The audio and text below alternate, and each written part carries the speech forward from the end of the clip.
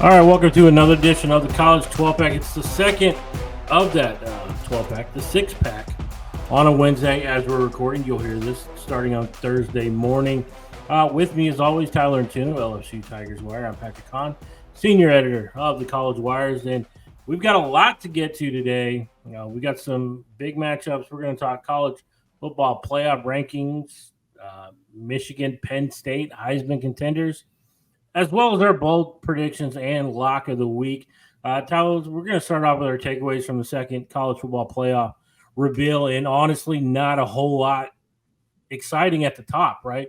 Nothing really changed if you look at the top teams.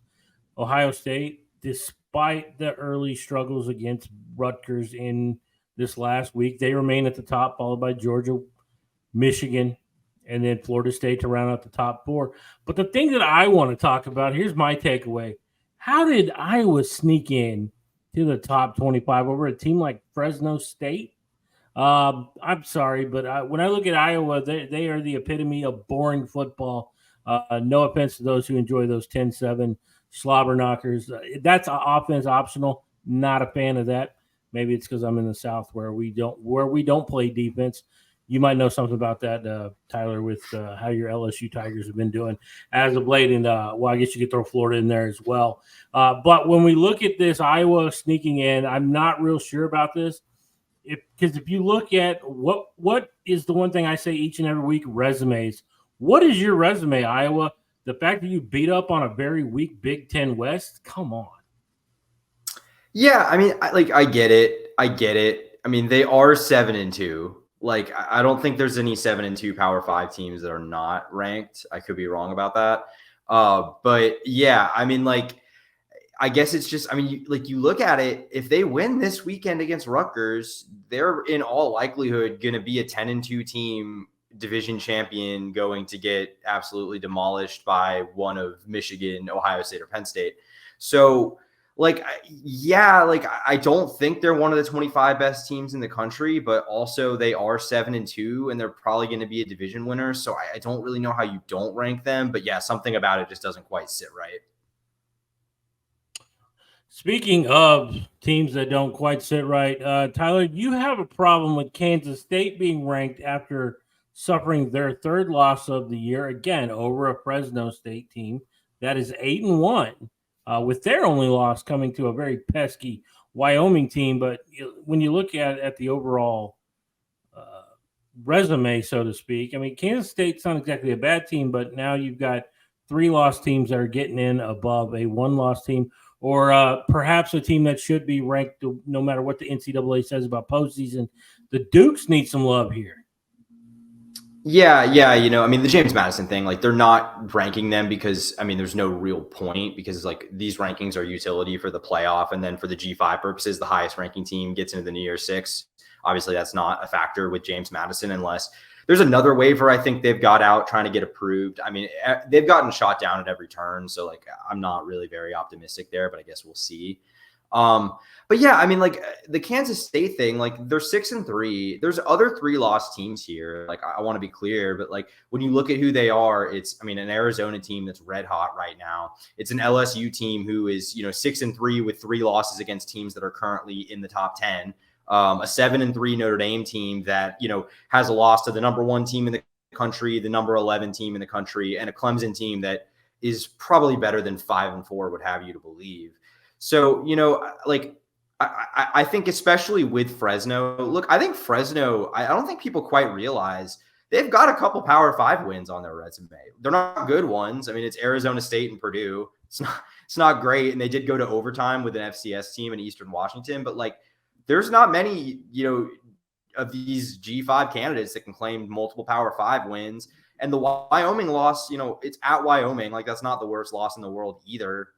As far as G5 standards. So I'm a little surprised, all the other 3-loss teams that made the top 25, I feel have momentum more on their side versus Kansas State, which was coming off a loss against a backup quarterback at Texas and a real opportunity to make a statement, in the Big 12. I know you bring up a loss against Wyoming in Wyoming. Dude, you're giving me PTSD. I didn't even want to think about that loss. But let's talk about contenders or pretenders. We're going to start with you, Tyler. Who is your contender who you're stamping as a pretender this week? Yeah, for me, it's Ole Miss, and for a couple of reasons. First of all, let's just be real. They are a contender nominally because they're an 8-1 team. They don't control their destiny in the SEC West, though, and it could all come crashing down this weekend. They go play Georgia. We will see how that one goes. I'm not too optimistic about their chances in that game because I think the way that Georgia held up against Missouri made me a lot less optimistic about the Ole Miss's odds of pulling the upset here. But, obviously, so for them to be a contender, it's going to require winning out. They can't afford a second loss. And they're also pretty much have no real shot at winning the West unless Alabama suffers a pretty surprising loss. So they need a lot to go their way to be in the playoff. They're going to have to, first of all, win out, which entails beating Georgia and going 11-1. And even then, they're going to have to, probably get some chaos, around them. So I'd say, first of all, they don't have a statement win, really. They've got a couple good ones in LSU and Tulane, but they've struggled also against some not great teams like Arkansas and Auburn. So I don't love the way they've played. So I think they're a pretender in that sense. And also, I just think when you look at their path and what it would take for them to make the playoff, I think it's easily the hardest path of any one-loss Power 5 team. It's interesting when you talk about the Ole Miss game this weekend against Georgia. Much like you said last week, if I squint at this game long enough, I could probably talk myself into taking Ole Miss, especially when you look at how Missouri played last week and how they were able to really get after Georgia running the football. And arguably, Quinshon Judkins is a much better running back, in my opinion, than the back that they faced the week prior. But again, we're talking about a Georgia team that seems poised to send a message, and against a loud, brash coach like Lane Kiffin, I think that Georgia's definitely going to give them their biggest punch, especially considering Kirby Smart knows Lane Kiffin. They were together on the Alabama coaching staff together. But for me, my pretender comes out of the Pac-12, and I'm talking about the Washington Huskies. The job they did last week against USC was what they had to do. They had to win. And really, if you look at down the stretch who Washington is going to end up playing, there's not a whole lot that scares me as far as tripping them up until you get to that Pac-12 title game and you're talking about another matchup with Oregon. And as I've said time and time again, you put Oregon, Washington on a neutral field or in Eugene, I'm taking the Ducks. Yeah. My thoughts on Washington have changed quite a bit since earlier in the year. I'm not nearly as optimistic about this team as I was, even though they are undefeated still. I think the defense is a concern. I think we're going to see, it hasn't been as good as I'd like it to. And just in general, this team is playing a bit questionably recently. And I actually disagree with you a little bit. I think there is a little bit of a reason to be concerned down the stretch here. I think both these next two games against Utah and Oregon State both look like they could be a little tricky to me. Two pretty good defenses. In Oregon State's case, not a bad offense either. So I think especially that second game, but even Utah, when you look at the way that Utah has played, I think it's possible. So I think that I do have concerns when they're playing a good defense that could potentially slow this offense down. And then with the way that their defense is played, could DJU just go off and have a big game and pull the upset? I think it's possible. I will correct myself. Thank you for bringing up Utah. I did forget about the Utah matchup this weekend. As far as what's going to happen there, and I'll talk more about that in a minute. But really, when you look at Washington, I guess my big thing was looking at the Washington State matchup. I wasn't really too concerned with. I still feel like Washington is going to play Oregon, but I totally see what you're saying there. But is that more on the fact that we've seen these flashes where Penix doesn't look as strong in games? Is it because of the defense? I lean more towards the defense. Quarterbacks are going to have bad games, but when your defense is consistently allowing teams to hang around that shouldn't, eventually is going to get you burned. Just look at USC, who are coming off back-to-back losses, or 3 losses in the last 4 games, and they got their defensive coordinator fired. which I don't know if you saw this, Tyler, but as soon as they announced the firing of Alex Grinch, USC picked up a defensive commit, which I just thought was quite hilarious. They waited until that man was fired, and then they started dancing on his grave. All right, let's talk about Heisman contenders now that we're talking about Washington. You talk about Michael Penix Jr. Who are your top two Heisman contenders as we head into this weekend? Yeah, so I mean, he has lost a bit of luster in his candidacy, but I still do think Michael Penix deserves to be in that mix. I mean, just when you look at the numbers, I think he's still been pretty good. I mean, the only game I would say where he was really shaky was the Arizona State game, and that was just kind of uncharacteristic. Like, I don't really know. Even like that game wasn't even the way they struggled in that game isn't even really similar to the way they've struggled in, like the Stanford game or even the USC game. So I don't really know what to make of that one. That just kind of seems like an anomaly to me. And he's still, I mean, is producing at a really high level. And the other guy I put up there with him is still Jaden Daniels, who I honestly think, despite them being 6-3, and we'll see, I think he can't miss this Florida game. I don't think he can afford to miss a game. He's practicing today, expected to go full contact tomorrow. Today being Wednesday, tomorrow being Thursday, just to be clear. So, I think if he plays this game, I think he has a good chance of keeping on that pace to be a Heisman contender.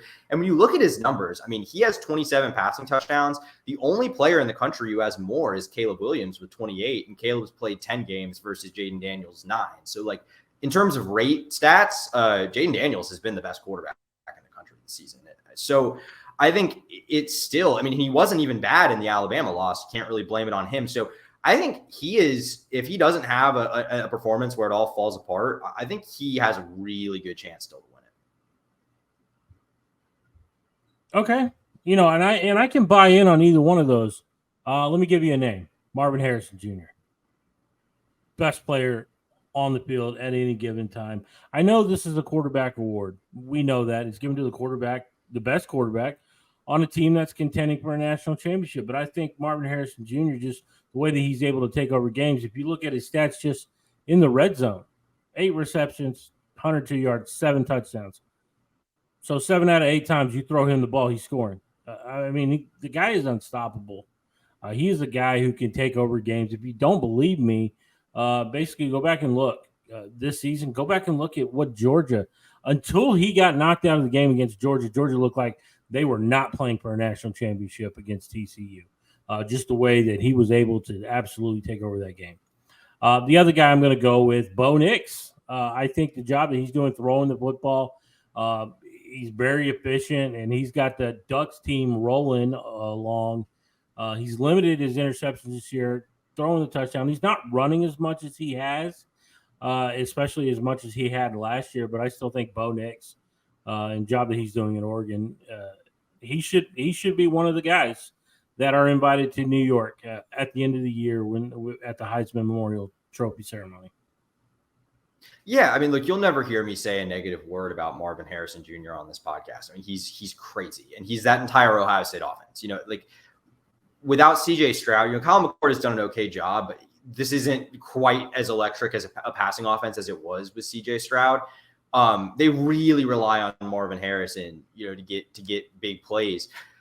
The problem I have is, like you said, though, it's a quarterback award. And when you look at his production this season, it's very good. But he's not really on pace for you look at what Devontae Smith had to do to win the Heisman. He had 1,800 receiving yards that year. Marvin Harrison is just not on pace to do that. So I have a hard time believing he puts up the kind of production it takes to get that invite. Bo Nix, though, is an interesting choice. I actually, when we were planning for the podcast and you said Bo Nix, I was like, really? And then I looked at his numbers and I was like, okay, yeah, I can see it. I mean, he's really doing a lot better, I think, than people even realize. Kind of a quiet candidate, but I feel like if he keeps up at this pace, maybe they win in a rematch against Washington where he outduels Michael Penix. I could kind of see him maybe being a late surger and getting in that mix. Yeah, if you go back and look, go to collegesportswire.usatoday.com. I actually had written about his odds to win the Heisman according to BetMGM. Bo Nix is the second best. He jumped up. He was plus 600 last week. This week, plus 200, just plus 50 behind Michael Penix Jr. You got Jaden Daniels at plus 300. Then J.J. McCarthy, which I thought it was funny that Greg Doyle of the Indiana Star said, while that Michigan is going through this sign stealing scandal, no way is he going to have J.J. McCarthy getting his Heisman vote this year. We also had Jordan Travis coming in at 5th, Marvin Harrison Jr., Carson Beck, Dylan Gabriel, Caleb Williams, and Jalen Milroe round out the top 10. And I agree with you. Everything that you said about Marvin Harrison Jr., why he won't get. I just think that he should be in that conversation because if you truly think about the best players on the planet and you talk about how much he means to his team, Marvin Harrison fits the bill. And that is why I am still going to continue to say his name as a Heisman contender, even though I know by season's end it's probably going to be 3 quarterbacks invited to New York for that ceremony. Let's talk about a big game this weekend. We talked about the sign stealers. Let's talk about their game. Michigan, Penn State, this is a big one. My big question as we look at the storylines of this game, can James Franklin get a signature win? He is 3-3 against Michigan in the last 6 meetings between these two teams. I call this a signature win just because of how good Michigan has been on both sides of the ball. You could argue a lot of that has to do with the fact that they haven't played anybody good. But it's interesting because this matchup features 2 teams with a top 10 scoring offense and a top 10 scoring defense. So this should be an absolute battle in Happy Valley. Yeah, I agree. This, not only would it be a signature win, but it feels like it's bordering on a must win, honestly, for James Franklin. I mean, not like must win or you're on the hot seat, but I don't know. This one's at home. And I really don't see a way that you can walk away from this season as a Penn State fan and feel good about it if you don't win this game. Because even if you don't, you're 10-2, maybe if there's a situation where maybe you get lucky in the same way that you did last year where Michigan and Ohio State both, make the playoff. I don't think you get to the Rose Bowl. I think the Rose Bowl is a semifinal this year. I might be wrong about that. But regardless, get to the New Year's Six. Yes. Rose Bowl. Okay, that's what I thought. Yeah. So you're not going to go to the Rose Bowl, but I mean, you could get that into that New Year's Six potentially. But that's what they did last year too. I don't think anyone's going to feel like you've raised the ceiling at all here. And that's what was expected of them this season. With a guy like Drew Allar, with this defense, with Nick Singleton, they have the pieces. Now, granted, a lot of those guys are going to be coming back. So it's not like this is it's a this year or bust kind of thing. But I don't think there's any escaping that it's not going to feel good for James Franklin and this Penn State program if they can't find a way to win this game and create some chaos. And I mean, that's what you have the opportunity to do with a 3-way tie here. I mean, at the very least, you are creating chaos, making things difficult for Ohio State and Michigan. And I think that's really what this Penn State fan base wants, is to just interrupt that Penn State, that Michigan-Ohio State duopoly at the top of the conference. Yeah, let's not forget that. Like you said, last year, that's what they got, and it doesn't really feel like it's much of a win. It's kind of a, backhanded reward here. You get to play in the Rose Bowl because you weren't one of the top 2 teams selected to the college football playoff. And I agree with you 100%. But aside from the sign stealing things, when you look at Michigan, we are finally going to get a look to find out, is Michigan legit? I mean, yeah, we saw how they've been the last 2 years, but is this team on par with some of those 2 teams from the last 2 years? Yeah, and I keep saying it. I keep saying I think Michigan is the best team in the country. I keep ranking them number 1 in our power rankings. They haven't proven it, but they look like it. I mean, they really do, and we're going to find out. I think we're going to find out a lot about how good this team is, particularly the offense. J.J. McCarthy's been really efficient this year. I think it's funny, by the way, that guy said he wouldn't vote for him for the Heisman, because I mean the sign stealing stuff it's about the defense. It's about stealing other teams' offensive signs, so it doesn't even really impact J.J. McCarthy's production, but whatever. But yeah, I mean, he's got 18 touchdowns and 3 picks on the year. He's been really good. Blake Corum leads the nation with 16 touchdowns. Not a ton of yards there. It's a little bit of a weird dynamic there with 16 touchdowns and 600 something yards, but he's averaging more than 5 a carry though. But I mean, so they've got an offense that looks really good, but they haven't played a defense anything like this Penn State defense. And I think we'll see about Penn State offensively. I mean, Drew Allar's coming off the best game of his career against Maryland. I don't know how much stock I put in that, but we'll see if they've made some progress there. But I think the defense is legit for Penn State, right? I mean, they did a really good job against Ohio State in that game. I mean, Ohio State didn't win that game because they were moving the ball like crazy offensively. So I think we're going to learn a lot about this Michigan team. I mean, and I think if they come out, there's a reality where they come out and dominate this game in a way that Ohio State couldn't. And if they do that, I think it could be very not fun for Ohio State on Thanksgiving again. Yeah, no, I think you have some great valid points there. And really, when you look at Penn State, my biggest question about them is really when it comes to throwing the football. I really just don't know that they have the playmakers they need. And that showed up against Ohio State when they played them earlier this year. One team had Marvin Harrison, who they could throw to, and the other team didn't. And this will test Michigan to a point. But let's be real: when they play the game against Ohio State, and they're having to try and stop Emeka Egbuka, when they're having to try and stop Stover and Marvin Harrison Jr. or Maserati Marv, as Gus Johnson calls him, they will be tested that game in a way that we're not going to see this week. But this is going to give us some idea because, as you said, and as I've said, we've kind of had two schools of thought when we've talked about playoff rankings and the best teams. I'm team, what does their resume say? You were team eye test. And the eye test says that Michigan's good. Well, now we're going to get to find out if the eye test matches the resume or the resume matches the eye test this week. But let's get into our bold predictions for this upcoming week, which is interesting. We're both going to the Pac-12. So, Tyler, where are you going with your bold prediction this week? Yeah, so, let's circle back a little bit on Colorado. A team we haven't really been talking about as much recently, and it's kind of understandable. They've not been playing very well on a bit of a losing streak here. But I will say this, and also real quick before I say something positive about them, we never even really talked about it on this show last week, but they made a very weird decision. They demoted Sean Lewis, the offensive coordinator. They hired away from Kent State, was a successful G5 head coach, left to become Deion's OC. They demoted him, took away his play calling duties, promoted Pat Shurmur, former NFL coach. And it didn't work out super well for them against Oregon State on Saturday, but that's a good Oregon State defense. I think they're going to pull off the upset this weekend against Arizona, an Arizona team that I have heaped a ton of praise on. They've played really good football. They're one of the hottest teams in the entire country right now. I think they're kind of a candidate to regress to the mean a little bit here, though. And, I look at Colorado. I think they've played a couple games against really good defenses in UCLA and Oregon State, and those really good defenses have absolutely battered Shedeur. This offensive line at Colorado is really bad enough that Deion basically just said after a game a couple weeks ago, they asked him, how do you fix the O-line? And he said, we go get new linemen.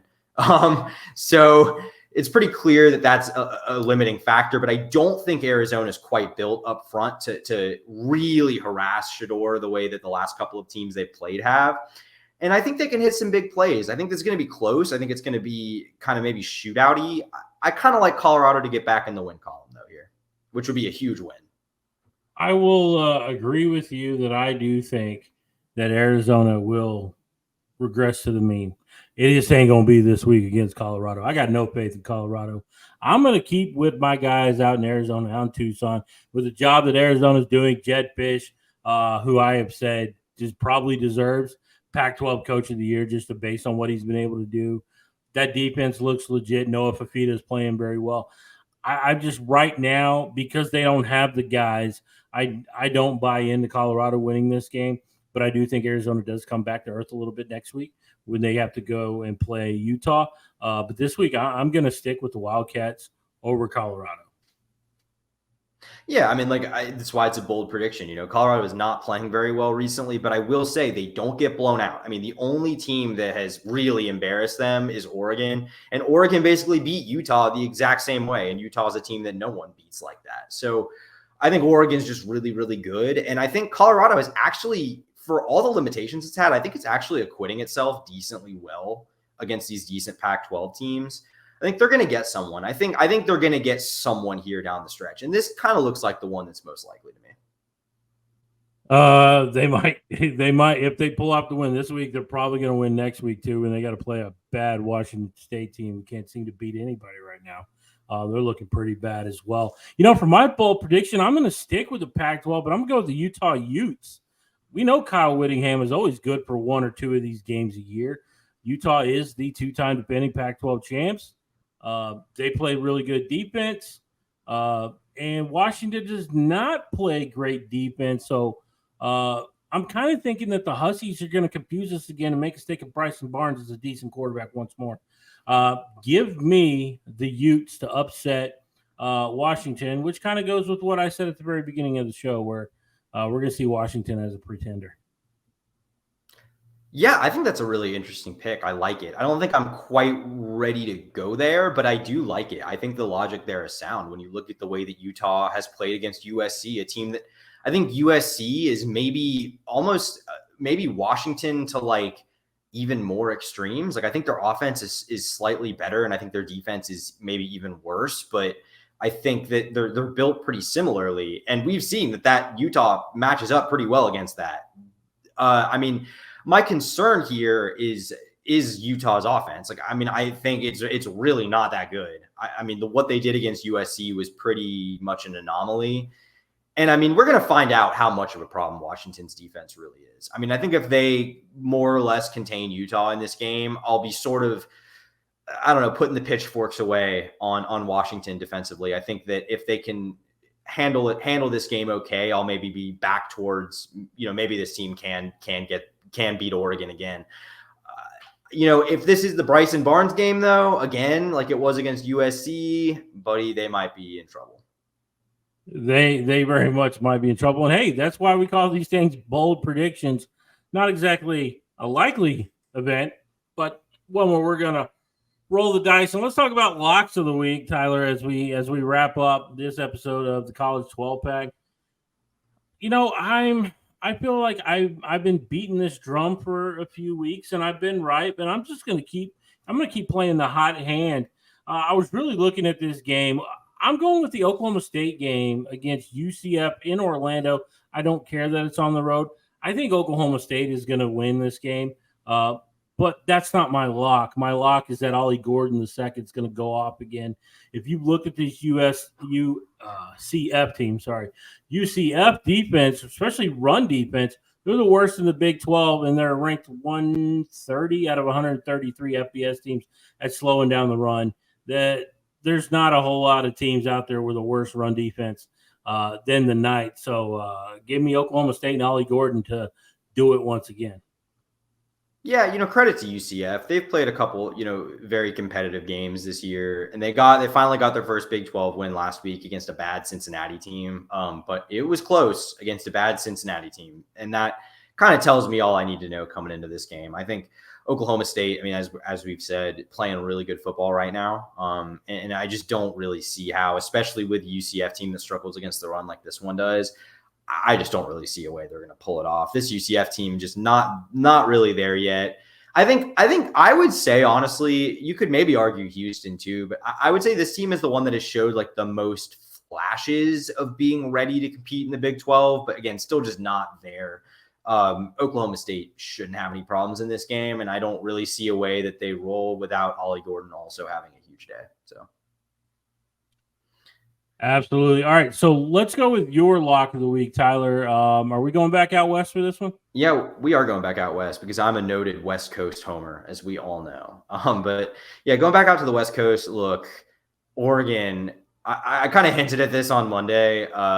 Oregon is going to do some really scary things to USC, I think, in this game. I am very, very concerned for how USC is going to hold up. I think this has the makings of being Notre Dame 2.0 in the sense of the way that game played out. And I think Oregon's front seven is even better than Notre Dame's is. And Notre Dame was able to put pressure on Caleb in a way that no one else really has been. I think he's going to have a lot of similar troubles in this game. We'll see if he handles it better in terms of his decision-making. I think that'll be a big moment for him in his development.